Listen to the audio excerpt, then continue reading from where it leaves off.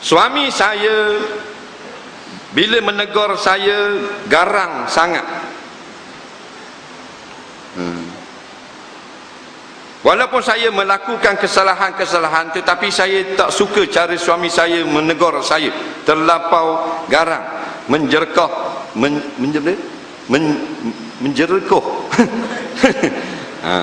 menengking saya.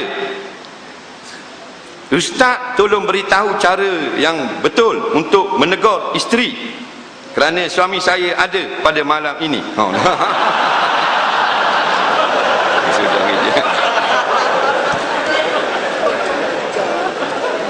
Tak apalah, dia nak tanya siang kau ke dia deh.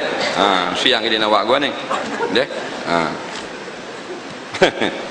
Jadi Nabi kata khairukum khairukum li ahli. Sebaik-baik suami adalah suami yang paling baik dengan isteri dia. Kita lembut dah dengan isteri kita. Dalam masjid ni kita lembut sekali, contoh. Maka kita yang terbaik malam ni. Tiba-tiba ada orang kat belakang dia duduk luar, dia lebih lembut daripada kita, dia yang terbaik. Itu maksud dia. Faham tak? Jadi begitulah orang puang. Kita nak tegur dia. Kita ni bila kita ni jadi suami, kita kawam. Kawam ni maknanya kita mengempalai. Kita ketua dia, kita bos dia, dia duduk bawah kita. Jangan ambil kuasa veto tentang kita bos, kita nak nak terkekoh nak apa. Tak. Jadi berlembutlah. Wajib tegur bila salah, tapi cara kita menegur biarlah dengan kasih sayang. Tak. Itu cara dia. Tak boleh ke gitu? Ni kadang tegur, betul isteri kita salah. Apalah bodoh punya bini, tak tahu aku dah larang berapa kali. Bini kita lalah terberok situ.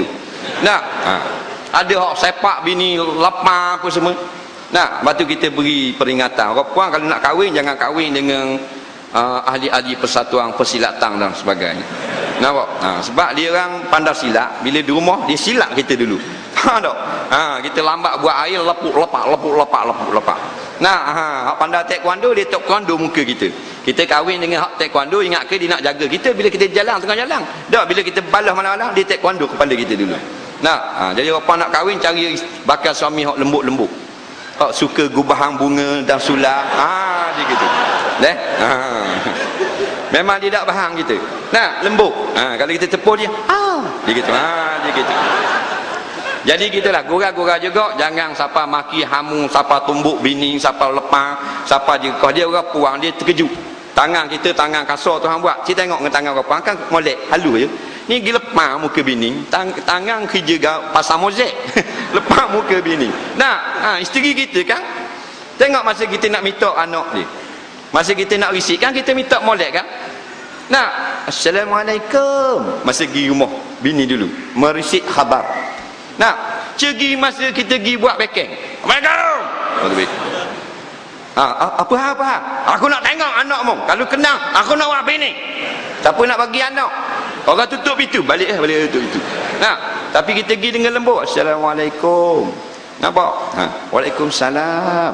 Siap dengan patung pula. Tak, kau teruk, kau speed. Ada anak, buat tubik.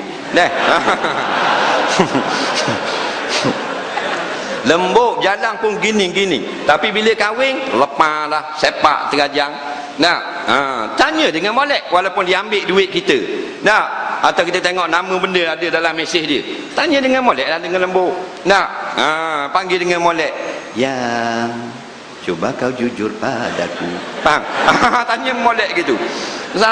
Baru dia rasa, suami aku hormat pada dia. Walaupun aku buat salah, tapi dia tanya aku dengan penuh kasih sayang. Kalau gitu, dia mudah insaf. InsyaAllah kita sambung lagi pada malam esok di Masjid Al-Azim Pandan Indah. Kita ada satu pengumuman, iaitulah kita lancarkan kutipan derma untuk menyiapkan projek S&R. Jadi solat dan rehat. Biasa kat highway tapi kita buat solat dan rehat. Masjid Ar-Ridwan hak pertama ni. Di Ulu Kelang ni, S dan R projek ni, kita akan buka jalan orang daripada highway ni masuk sini untuk bersih diri, untuk mandi, kecing berak, bersolat dan seumpamanya, sambung balik perjalanan.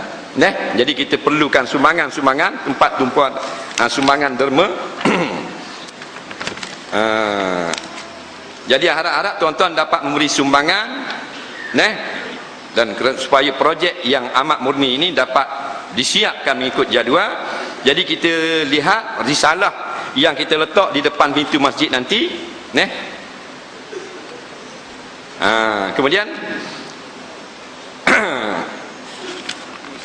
risalah seperti ini kita bacalah, kemudian kita berhubunglah dengan pihak yang berkenaan untuk memberi sumbangan sebagai saham kita untuk menjayakan projek solat dan rehat, kemudian teruskan perjalanan di masjid yang kita ada pada malam ini. InsyaAllah kita akan bertemu lagi di panjangkan umur pada malam esok. Bismillahirrahmanirrahim. Allah manfa'na bima 'allamtana wa 'allimna bima yanfa'una. Rabbana zidna 'ilma. Rabbana atina fid dunya hasanah fil akhirati hasanah wa qina azabannar. Wa sallallahu sayyidina Muhammadin wa ala alihi wa sahbihi wasallam. Walhamdulillahirabbil alamin. Assalamualaikum warahmatullahi